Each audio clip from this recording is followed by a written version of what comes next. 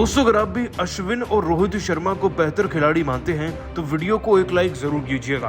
दोस्तों, चौथे दिन के खेल में अश्विन जडेजा की चमत्कारी गेंदबाजी, साथ ही साथ जड्डू बुमराह के तूफान के आगे घुटने टेक डाले बांग्लादेशियों ने और एक बहुत बड़े मार्जिन से भारत ने मैच को जीतकर अपने नाम कर लिया। आखिरकार कैसे दोस्तों, चौथे टेस्ट मैच के पहले सेशन में ही ये मैच खत्म हो चुका था। आपको भारत की खतरनाक गेंदबाजी का वीडियो दिखाएंगे और उनके रिकॉर्ड्स का भी, लेकिन उससे पहले अगर आप इंडियन क्रिकेट टीम को एक महान टीम मानते हैं तो इस वीडियो को लाइक जरूर कीजिएगा। दोस्तों, पहला टेस्ट मैच तो भारत पहले से ही जीत गया था, लेकिन चौथे दिन फॉर्मेलिटी करनी पड़ी और फॉर्मेलिटी भी ऐसी धूमधाम से हुई कि बांग्लादेश के कदम लड़खड़ाने लगे मैदान में आते ही।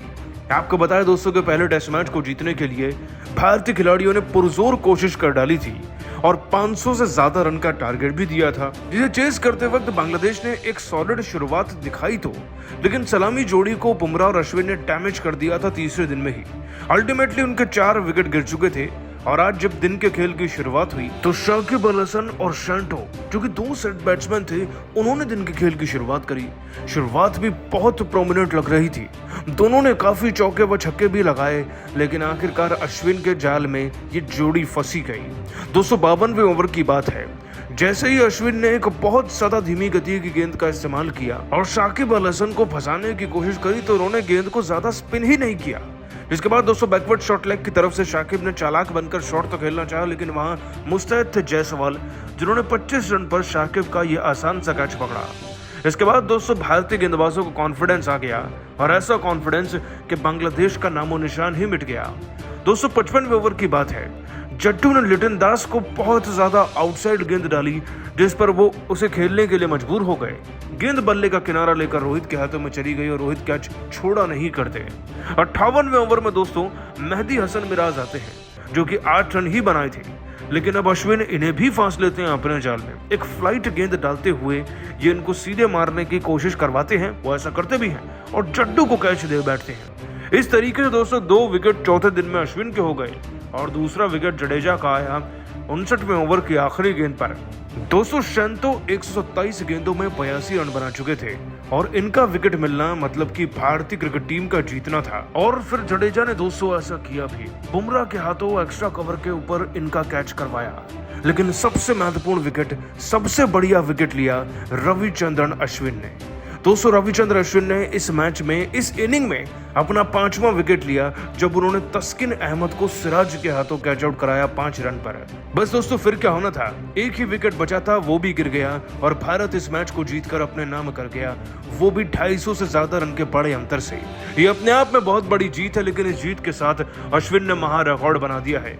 दोस्तों अश्विन के नाम पर अब 37 5 विकेट हॉल दर्ज हो चुके हैं, वो भी 101 टेस्ट मैच में, जो किसी भी स्पिनर द्वारा लिए गए अब तक के सबसे ज्यादा 5 विकेट हॉल हैं भारतीय द्वारा। दोस्तों अश्विन कमाल हैं, बेमिसाल हैं और इस मैच में सेंचुरी के साथ साथ इतने विकेट्स लेना दर्शाता है कि उनमें कितनी ताकत बची है।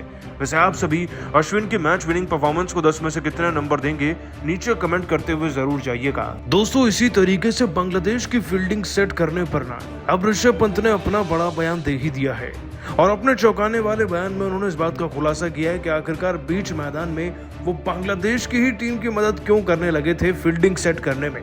बांग्लादेश की टीम की फील्डिंग सेट करने पर ऋषभ पंत का चौंकाने वाला बयान आपको दिखाएंगे, लेकिन उससे पहले अगर आप भी इंडियन क्रिकेट टीम के फैन हैं तो इस वीडियो को एक लाइक जरूर कीजिएगा।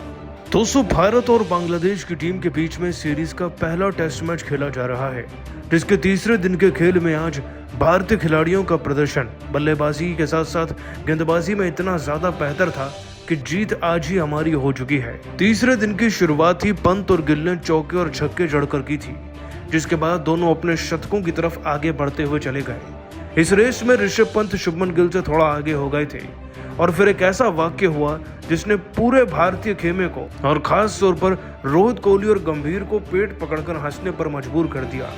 दरअसल दोस्तों ऋषभ पंत 86 पर बल्लेबाजी कर रहे थे और उस वक्त पर मिड विकेट की तरफ कोई भी फील्डर नहीं था बांग्लादेश का, पूरा मैदान खाली था उस तरफ से।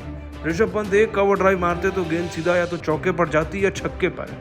ऋषभ पंत ओवर शुरू होने से पहले बांग्लादेशी खिलाड़ी और उनके कप्तान को बोलते हैं, अरे भाई एक खिलाड़ी यहाँ भी आएगा, 1 फील्डर हेयर प्लीज, हाँ एक खिलाड़ी को इधर ही लगाओ। अब ये पूरा वाक्य देखकर दोस्तों जहां भारतीय टीम का खेमा पेट पकड़कर हंसने लगा था, तो वहीं बांग्लादेशी टीम का नमूनापन तो देखिए कि ऋषभ पंत की सलाह मान भी ली गई और उन्होंने वहां पर एक फील्डर भी लगा दिया था, जिसका कोई फायदा हुआ नहीं दोस्तों, क्योंकि ऋषभ पंत ने फिर उसी के सर के ऊपर से चौके छक्के भी चढ़े उसी ओवर में और आगे चलकर अपना शतक भी पूरा कर लिया। लेकिन अब सोशल मीडिया पर ऋषभ पंत का ये वीडियो वायरल हो रहा है, जिसके बाद उन्होंने इस बात का खुलासा किया है कि आखिरकार उन्होंने क्यों बांग्लादेश की फील्डिंग सेट करवाई।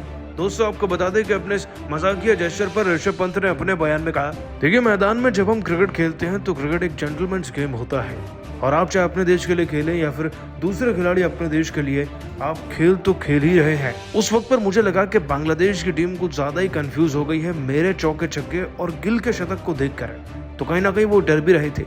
ऐसे में उन्होंने मिड विकेट की तरफ किसी को तैनाती नहीं किया, जिसका नतीजा ये रहता कि मैं उस ओवर में 6 चौके भी मार सकता था, लेकिन बांग्लादेशी टीम की थोड़ी बहुत मदद हो जाए और वो वैसे भी मुकाबले में हारने तो वाले ही थे, इसलिए मैंने उनकी फील्डिंग वहां पर सेट करने में मदद करी। और उससे बड़ी बात तो यह है कि बांग्लादेशी टीम ने मेरी सलाह को सीरियसली भी लिया और वहां पर फील्डर लगाया भी। वो बात अलग है कि फिर भी मैंने चौके छक्के जड़े और अपना शतक बनाया, लेकिन विरोधी टीमों की मदद करना भी हमारा ही तो काम है। अब ऐसे नहीं करेंगे तो खेल अच्छा कैसे होगा, इंटरेस्टिंग कैसे बनेगा। दोस्तों ऋषभ पंत ने इसके बाद अपने बयान में एक हंसी भी पास करी, जिससे पता चलता है कि ऋषभ पंत मजाकिया मूड में ही थे। दोस्तों ऋषभ पंत धोनी के बाद दूसरे पसंद किए जाने वाले सबसे बेहतरीन विकेटकीपर कहे जाते हैं और आज उन्होंने धोनी के रिकॉर्ड की बराबरी भी कर ली है। वैसे आप सभी को धोनी और ऋषभ पंत में से कौन ज्यादा बेहतर विकेटकीपर बैट्समैन लगता है, नीचे कमेंट कर बताइएगा।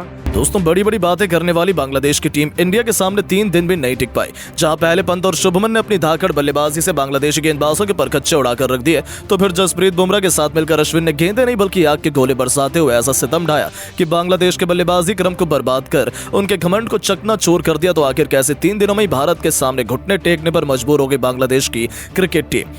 इंडिया की शानदार बैटिंग बॉलिंग से लेकर रोंगटे खड़े कर देने वाले इस पहले टेस्ट मैच की पूरी हाईलाइट का वीडियो तो हम आपको दिखाएंगे, लेकिन उससे पहले यदि आप भी ऋषभ पंत और शुभमन गिल के फैन है तो हमारे इस वीडियो को दिल से एक लाइक और चैनल को सब्सक्राइब करना बिल्कुल ना भूलें।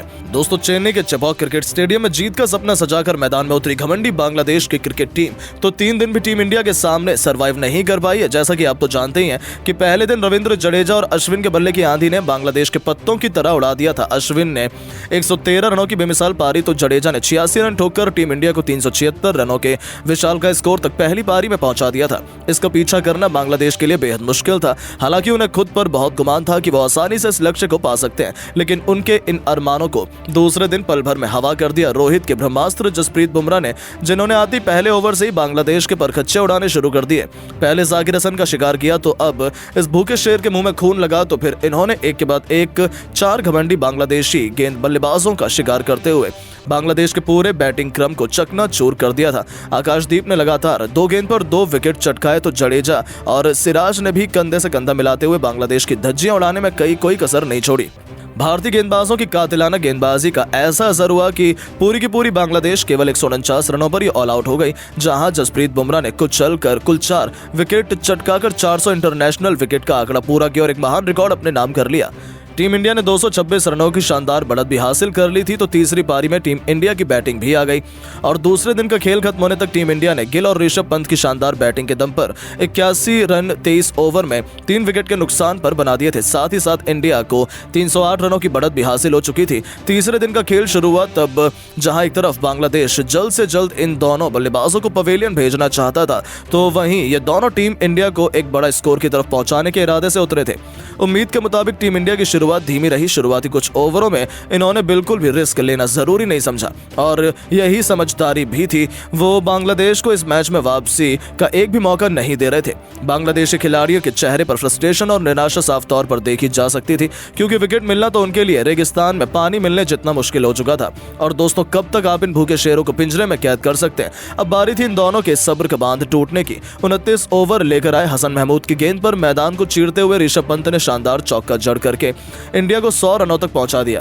तो अगले ओवर में ही मेहंदी हसन मिराज का तो करियर ही शुभमन गिल ने तबाह कर दिया। जी हां, दूसरी गेंद पर गिल का बल्ला गरजा और लगातार 2 गेंद पर 2 आसमानी छक्के उड़ाकर उन्होंने अपना शानदार अर्धशतक टी20 के अंदाज में केवल 80 गेंद में ठोक दिया और बांग्लादेशी क्रिकेट टीम की धज्जियां अकेले ही उड़ाकर रख दी। इस खिलाड़ी ने उनकी विस्फोटक बैटिंग से टीम इंडिया 30 ओवर में 114 रनों तक पहुंच चुकी थी। अब भारत की बढ़त टोटल 343 रनों की हो चुकी थी, यानी कि बांग्लादेश क्रिकेट टीम तो अभी से इस मैच से बाहर नजर आने लगी थी। उनकी वापसी का कोई भी रास्ता नजर नहीं आ रहा था। साथ ही साथ इन दोनों खिलाड़ियों ने अपनी धाकड़ अंदाज में 50 रनों की मैच विनिंग साझेदारी को भी अंजाम दिया, जो कि इस मोड़ पर भारत के लिए बहुत जरूरी। बांग्लादेश के कप्तान ने सभी गेंदबाजों का इस्तेमाल कर लिया था, चाहे पेस हो चाहे स्पिन, लेकिन कोई भी इन दोनों की दीवार को हिलाने में कामयाब नहीं हो पा रहा था।